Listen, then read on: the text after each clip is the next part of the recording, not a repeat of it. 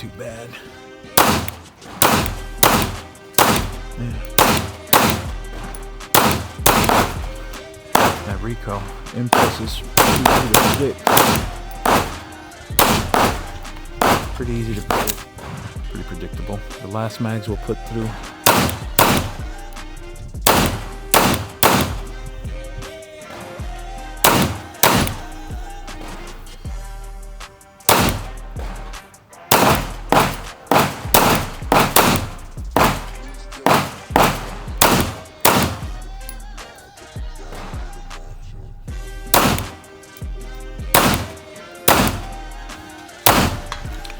Definitely need some steel plates out here. So we'll bring it home with this tactical Glock 45.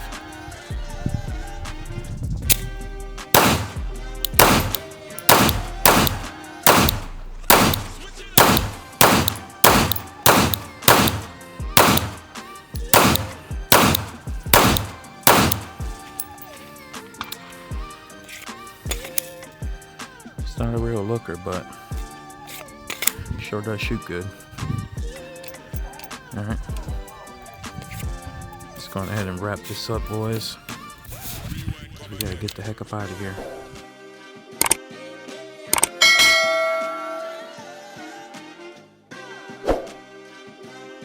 Hey YouTube, what's up? It's your boy MiaresTV, and I am back with another video. Today we're going to be taking a little deeper dive into the Ruger RXM. As you know, and from my last video, I just got that full-size grip module in, and we did the unboxing, installation, and the first impressions on the actual full-size grip module. And like I said in that video, I was excited, you know, to take it out to the range. And guess what? After that video, we went straight to the range.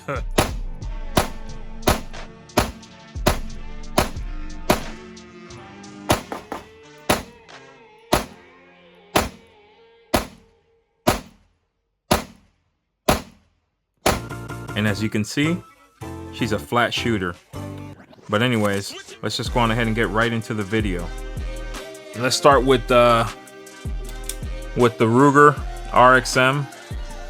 Let's talk about the one of the things that I noticed is how quick I can present with this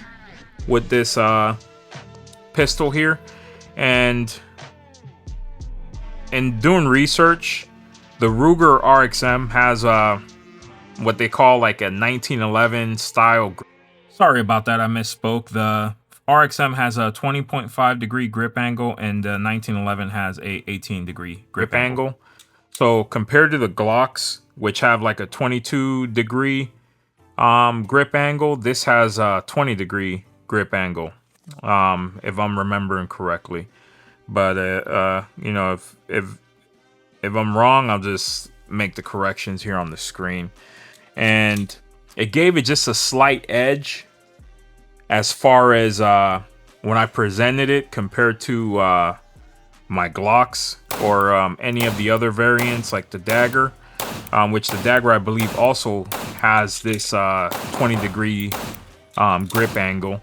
It's just the grip itself, the ergos on the grip is just a little different than the Ruger RXM here. And you know, as I punched out, it just basically, they lined up naturally for me. And like I said, it was just, you know, just the slightest. I'm not saying that it was like worlds difference. It's just the slightest. It's just something that I noted and wanted to mention. The grip texture itself is, for me, it's like right where it should be. I mean, it's not too aggressive. It's not too passive. It's pretty good. When I took it out to the range there, it was a gloomy day, and it had rain that day, and it rained a little bit while I was out there. And at no point did I have any issues with my grip. The the gun getting away from me or anything of the such. And this gas pedal right here, my goodness, it just gives me that much more control, and also recoil mitigation. Not that this thing has any ports or any comps or anything like that, even though I do have barrels I can throw on here that are threaded, or I do have the aim surplus, just the tip as well. But I mean, it really was a flat shooter. I can't complain there. I could only imagine if this thing had some ports in it or a compensator, like how much more flatter it will shoot. But yeah, like compared to something like the dagger, this grip texture just feels a little bit more refined.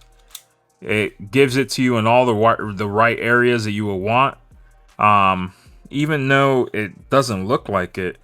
Because I mean, just looking at this here, you would think that the grip texture wasn't that great, but I mean, it really is. I don't know what Ruger did, but I really am digging that grip texture. And they also give it to you right here in like this little index point here, gas pedal, I like to call it, right there. But yeah, like I said, the gas pedal for my shooting style, it's like a huge advantage. My support hand, like the thumb, just naturally wants somewhere to anchor, if I had to say. So with it just being right there, I mean, that's one of the first things I noted. Just going real quick, jumping over to something like even the dagger, which it does kind of has like a little ledge there. It's kind of angled, which gives me a good index and some good leverage. But the only issue is that there's no texture there. So as I'm shooting, I tend to like slip off, and I'm always readjusting. With this thing here, I don't have that issue. And with the Glocks, like the 40, the 19X and the 45, like there's nothing there. And I don't want to ride it up here up against the slide. I don't want my finger, even though I should be fine here, I just don't want to cause like any malfunctions or anything like that, because I am obstructing the operation of the slide, because I'm pressing up against, you know, the frame, trying to mitigate the recoil. So something that I would look into in the future for this thing and the 45 will be some texturing. Maybe I might go with handle-it grips, might put some there just to help with that indexing. Yeah, so just something that I just wanted to point out there in between them. Not that I'm doing like a review on all of them, just comparing it, you know, just bringing up things that that during my range visit I noticed and wanted to make you guys aware of. Yeah, and like I said, none of them have the built-in gas pedal, which, I mean, I'm calling it a gas pedal. It's more like a indexing point that has a nice grip texture, and also has a little shelf that prevents you from sliding off of it. It gives you a good little spot there for your thumb to stay there, and remain there until you empty the mag. Unlike the other ones where my thumb just tends to slip off. And especially if I, have lotion or something like that in my hands, it makes it even worse. Of course, like I said, the recoil impulse on this thing with that gas pedal really did surprise me. It shot definitely flatter than I expected.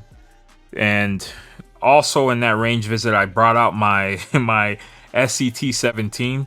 It's the one I put together with the aim surplus ported barrel and that window cut on the slide from Alpha Shooting Sports. That thing there just shoots like freaking like a laser, flat like a laser. And even bringing that thing there and shooting it, this thing still surprised me. And man, I just can't. And I'm not trying to, I don't hop on a bandwagon. I mean, when things are good, they're just good. I want to like shout it from the rooftops. Compared to my Glock 45 and my 19X, I can say that because of the gas pedal, it did feel like it was shooting flatter, and just handled that recoil a little bit better for me. And yeah, so also like the trigger. I like the trigger, not a bad trigger. You hit the wall and then the brake. So I'm not a trigger snob. As you can see, like even with my dagger, I have the trigger that came with it, even though people don't like this hinge trigger. I mean, like I said, I'm not a trigger snob. It feels good to me. But if I had to give any one of them the upper hand on the trigger, it would be the Glock. And the only reason is because I do have the performance trigger in both of them. And with that Glock performance trigger, it's just like, I mean, it's just nice. That's all I can say. It's nice. I mean, you have the take up there, then you hit the wall, and then it just breaks. Yeah, so not that I'm reviewing all the guns, but compared to that, it's not a bad trigger. It's not a bad shoot at all. And the accuracy on this thing here, normally when I go to the range, you know, it's just practicing for self-defense and self-defense scenarios. That's what I tend to practice in those distances. But as far as like accuracy, it was consistent grouping. They were tighter with the Ruger, just a tiny bit tighter. I don't know if it's because I was just more confident with this, the recoil mitigation, so I was able to get back on target just a little bit quicker. But I found it just a little bit easier to group with the Ruger RXM compared to any of the other ones. As far as the ergonomics on these things here, the full-size grip, just like I said, it like fills my hand perfectly. There's no hot spots, no awkward places to reach. Of course, because it is like a Gen 3 style, so you have the Gen 3 style mag release. So, you know, I just have to break my grip just a little bit to press it, because of the spring itself, how stiff that spring is. But I mean, other than that, like all the other controls are just there. Nothing, like I said, no awkwardness or anything like that. Yeah, so this undercut right here allows you to also get really high on the actual frame. Gives you like a really good high grip.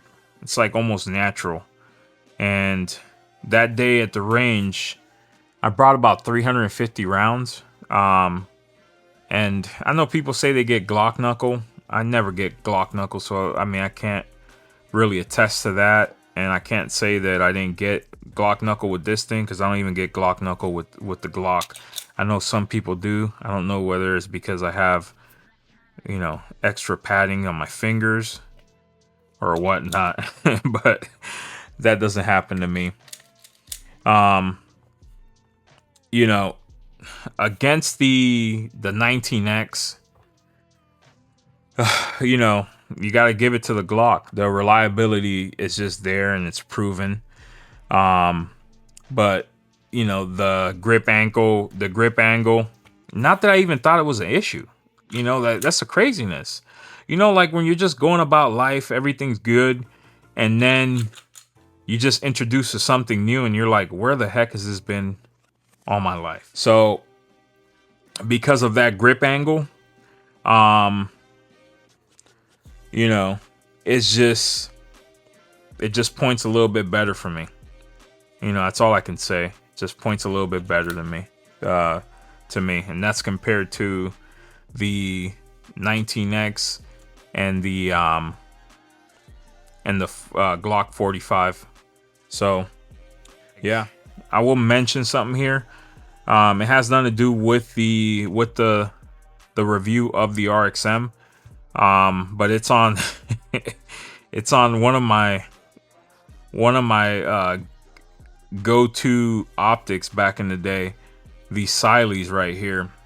Now, during the range visit, this dot was cutting off on me. Let's see if it's still, like, as I was shooting, like right now is there, but as I was shooting, it just cut out completely on me. And during the shooting, it'll just cut on and cut off. So I have 6 Siley optics. I have maybe 3 of these Wolf Zeros. I even have this Wolf Pro right here. I have like a Cat Zero, and I also have a their CT10, which is like a Romeo 5 clone.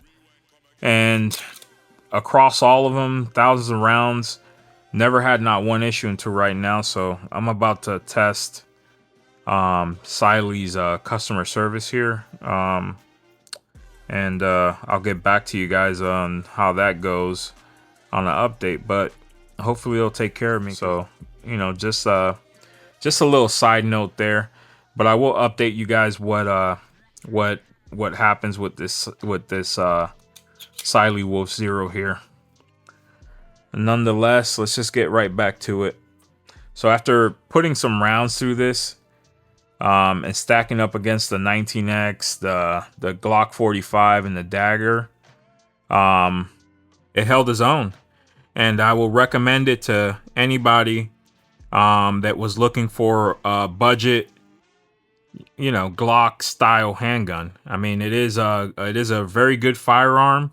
The build quality, being backed by 2 companies like Ruger and Magpul. Also at the price point, like I said, and having the ability of taking that trigger group across different footprints of grip module is why, you know, I can recommend this thing here, and I'll shout it through the rooftop, letting everybody know, get yourself a Ruger RXM. You know, for the price, can't really be beat at all. With that being said, y'all know the deal. Like, subscribe. And like always, thanks for watching. Peace.